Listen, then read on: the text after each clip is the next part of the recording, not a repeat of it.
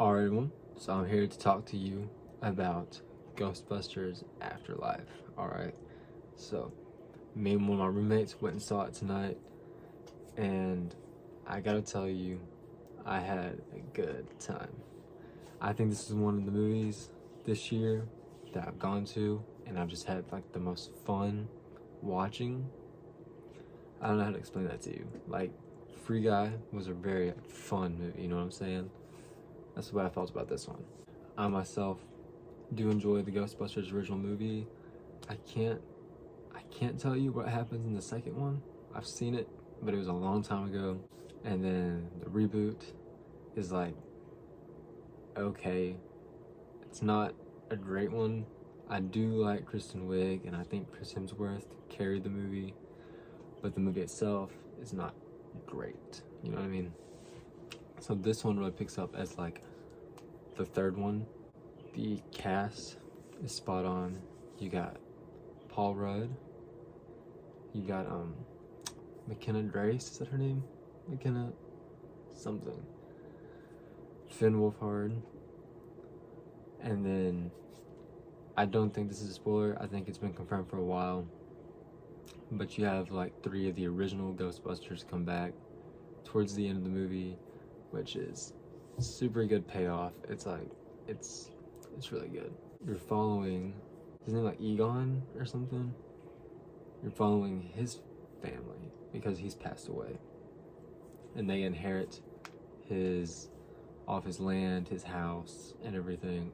And they're poor, and they just got evicted, so it kind of like works well for them. So they move there, and you know, they're just moving into town, and they found out that he was still hunting ghosts and everything. There's still so much going on.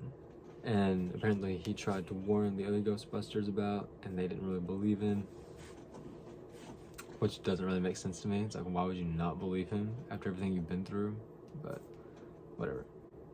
Paul Rudd is the summer school teacher, and the girl is going to school, and she stumbles upon, you know, some of her grandpa's stuff, brings it to school.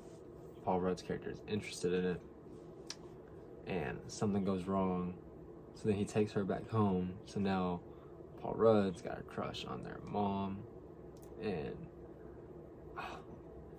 so much good in this movie, I thought.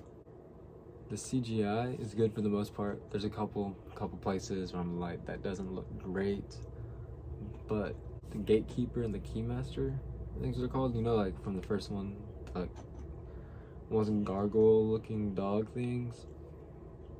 In those movies, I think they were like claymation or something, and they like, inserted them in the movie. In this one, they are CGI, but they do look practical at some point. So I appreciate that, because like it just makes it look more like the original in a way. When it comes to the original Ghostbusters, when they show up, they steal the show. Mainly Bill Murray. I mean, once he shows up, it's his movie. I think the kid who played Podcast was hilarious. I didn't catch his name, but I could definitely see an acting career in his future. I do wish Finn Wolfhard was in it a little bit more. He's not necessarily a big focus in the movie, and I think he's a very talented actor. So like, I just kind of wish we got to see him do more in the movie than he did, but it's all good. If I had to rate it out of like 5 stars, I'd give it a 4. I'd give it a solid 4, because like, I really enjoyed this movie. So there's not like a whole lot of spoilers, but I still want to cover some stuff that I just like, I don't know if I should say without giving a spoiler warning. So that's your spoiler warning. All right, so they obviously bring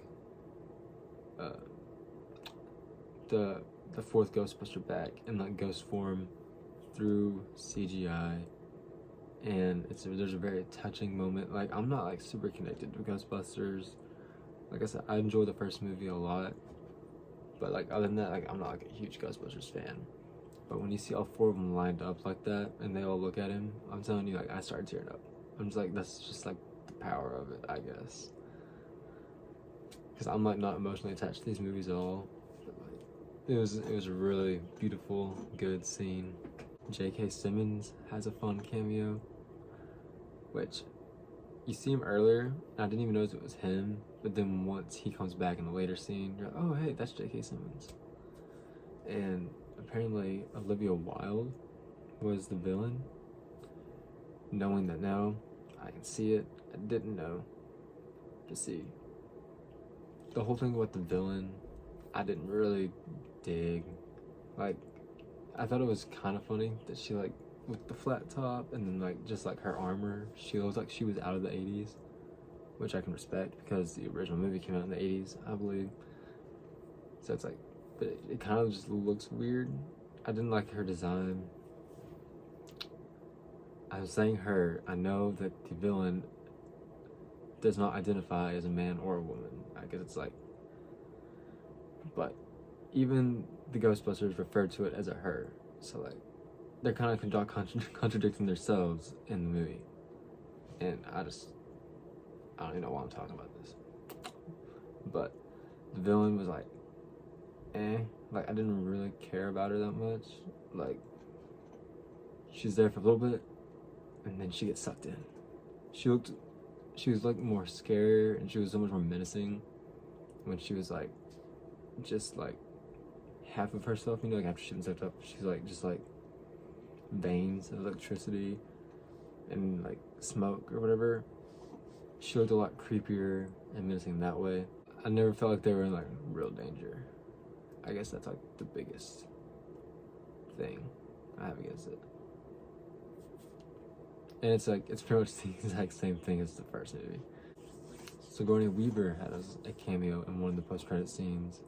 And the second post-credit scene, I think, is definitely setting up more Ghostbusters movies. They at least leave it to where like they could, if this one does well.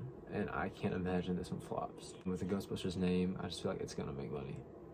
So, that's about all I have to say. Comment and let me know what you thought about this movie. Hit the like button, subscribe, check out some other movie reviews, check out my trailer reactions for this, and I'll see you next time.